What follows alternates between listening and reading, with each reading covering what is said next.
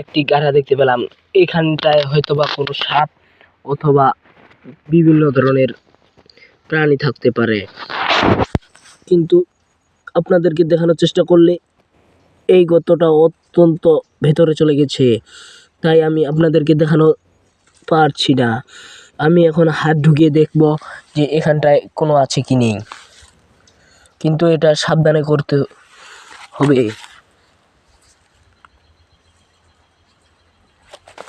এখানে কিছুক্ষণ আগে আমি একটি জিনিস দেখতে পেলাম। ওরে ভাই, এখানে ছোট ছোট সাপের বাচ্চা রয়েছে। এগুলোকে আমার মারা উচিত নয়, কারণ এই সাপের বাচ্চাগুলো মারা গেলে তার মা অতিরিক্ত ভেঙে পড়বে এবং কি পাগল হয়ে যেতে পারে।